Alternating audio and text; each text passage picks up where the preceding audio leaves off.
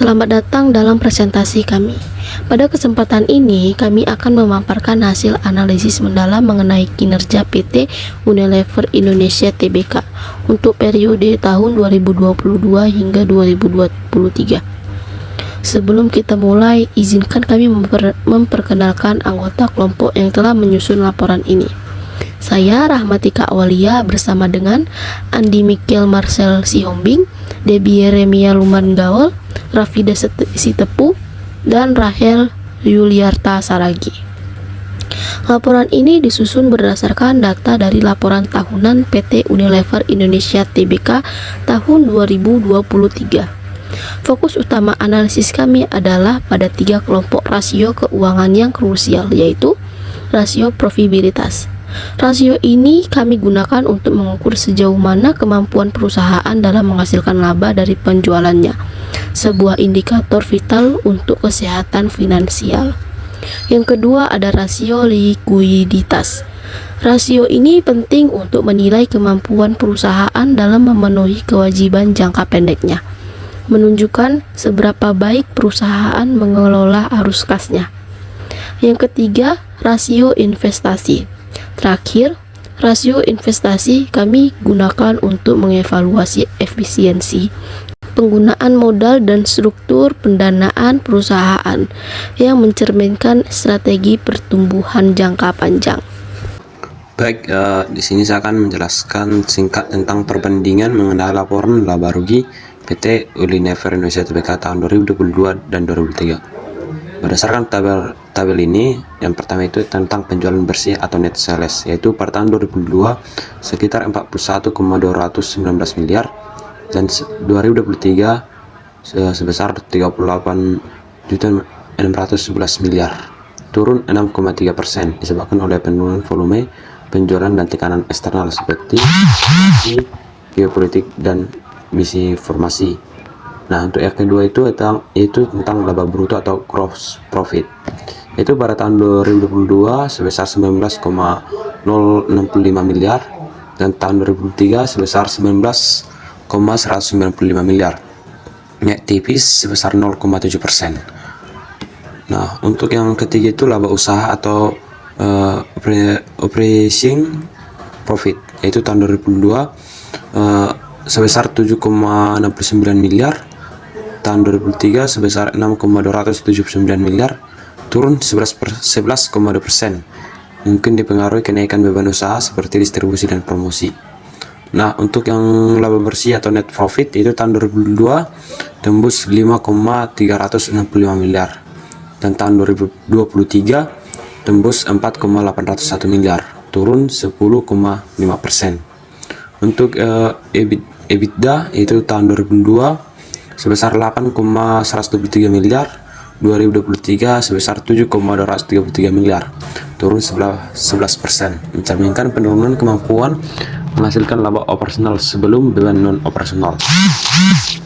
Untuk laba per saham atau EPS yaitu 2022 yaitu sekitar 141, 2023 sebesar 126, turun 10,6%, sejalan dengan penurunan laba bersih perusahaan. Laporan posisi keuangan konsolidasian tahun 2022 sampai 2023.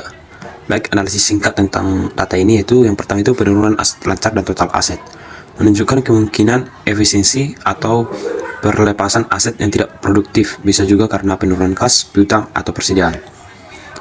Baru yang kedua itu penurunan liabilitas, yaitu liabilitas terutama jangka pendek berkurang cukup signifikan. Hal ini mendukung pernyataan bahwa Unilever tidak memiliki utang atau debit free untuk pertama kalinya dalam 12 tahun. Untuk equity yaitu ekuitas menurun tajam sebesar 15,4%. Kemungkinan disebabkan oleh pembagian dividen atau akumulasi penurunan laba. Untuk yang keempat itu modal kerja bersih tetap negatif dan memburuk, artinya aset lancar belum cukup untuk menutupi kewajiban jangka pendek ini, menunjukkan risiko likuiditas masih tinggi. Berikut penjelasan singkat mengenai perubahan rasio keuangan PT Unilever Indonesia Tbk dari tahun 2022 ke 2023 berdasarkan data ini, yaitu analisis singkatnya yaitu yang pertama gross profit margin, yaitu naik, menunjukkan efisiensi biaya produksi meningkat meskipun penjualan turun. Yang kedua, operation dan EBITDA margin turun, yaitu beban operasional meningkat mengurangi laba usaha dan EBITDA. Yang ketiga itu comprehensive income margin menurun, yaitu kinerja menyeluruh perusahaan melemah.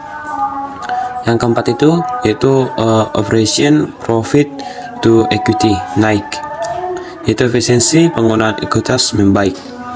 Yang kelima itu total comprehensive income to equity turun. Meskipun ROE tinggi, kinerja kompresif sedikit lebih rendah. Selanjutnya ada rasio profitabilitas terbagi 4. Yang pertama gross profit margin atau GPM, di mana rumusnya GPM sama dengan laba bruto dibagi penjualan bersih dikali 100%. Di tahun 2022, 19.065 dibagi 41.219 dikali 100% sama dengan 46,25%. Di tahun 2023, 19.195 dibagi 38.611 dikali 100% sama dengan 49,75%.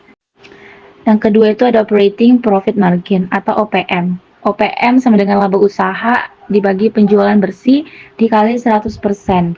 Di tahun 2022, 7.069 dibagi 41.219 dikali 100% sama dengan 17,15%. Di tahun 2023, 19.195 dibagi sama 38.611 dikali 100% sama dengan 49,72%. Yang ketiga itu ada net profit margin atau disingkat NPM sama dengan laba bersih dibagi penjualan bersih dikali 100%.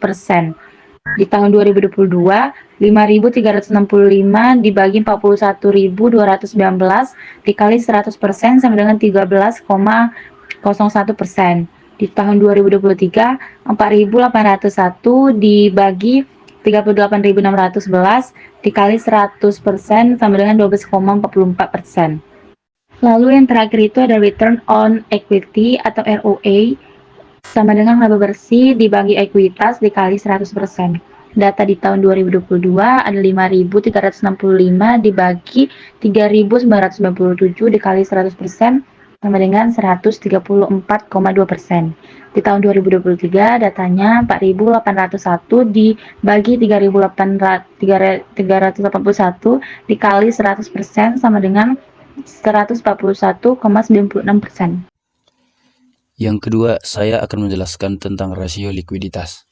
Nah, bagian dari rasio likuiditas yang pertama itu ada bagian A, current ratio atau sama dengan aset lancar atau liabilitas jangka pendek.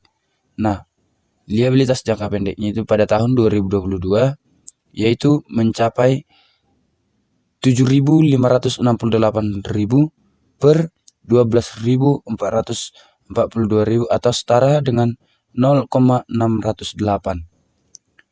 Nah, pada tahun 2023 yaitu mencakup 6.192 per 11.224 sampai atau sama dengan 0,552. Yang bagian kedua ada networking atau capital atau NWC sama dengan aset lancar sampai liabilitas jangka pendek. Nah, pada tahun 2022 yaitu mencapai 7.568 sampai 12.442 atau sama dengan minus 4.874 triliun, dan di tahun 2023 itu mencapai 6.192 sampai 11.224 atau sama dengan minus 5.032 triliun. Yang berikutnya saya akan menjelaskan tentang rasio investasi. Nah, rasio investasi yang pertama ada total liabilitas to equity. Liabilitas to equity sama dengan total liabilitas atau ekuitas dikali 100%. Nah, di tahun 2022 liabilitas to equity atau total ekuitas dikali 100% ini mencapai 14.032 per 13.997 dikali 100% sama dengan 358,2%. Dan di tahun 2023 itu mencapai 13.283 per 3.381 dikali 100% sama dengan 392,9%. Nah, pada bagian kedua ada total liabilitas to total assets. Nah, liabilitas to asset sama dengan total liabilitas atau total aset dikali 100. Nah, pada tahun 2022 Unilever memiliki 14.321 per 18.318 dikali 100% sama dengan 78,2%. Dan di tahun 2023 13.283 per 16.664 dikali 100% sama dengan 79,7%. Selanjutnya kita akan melihat kinerja keuangan PT Unilever Indonesia Tbk melalui rasio return on asset atau ROA. Rumus ROA adalah laba bersih dibagi total aset, kemudian dikalikan 100%. Pada tahun 2022, ROA Unilever tercatat sebesar 29,3% yang diperoleh dari laba bersih sebesar 5,365 triliun rupiah dan total aset sebesar 18,318 triliun rupiah. Sementara pada tahun 2023 ROA sedikit menurun menjadi 28,8% dengan laba bersih 4,801 triliun rupiah dan total aset 16,664 triliun rupiah. Penurunan ini menunjukkan efisiensi aset perusahaan dalam menghasilkan laba sedikit menurun, sehingga perlu ditinjau lebih lanjut strategi efisiensi dan pengelolaan asetnya. Berdasarkan analisis kinerja dan posisi keuangan perusahaan, kami memberikan beberapa rekomendasi untuk PT Unilever Indonesia Tbk.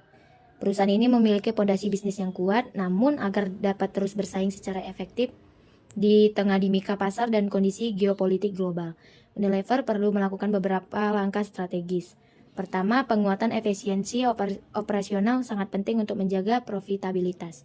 Kedua, pengolahan kas yang lebih baik akan membantu menjaga likuiditas perusahaan. Dan ketiga, kebijakan investasi jangka panjang yang bijak perlu dijalankan untuk menciptakan pertumbuhan yang berkelanjutan.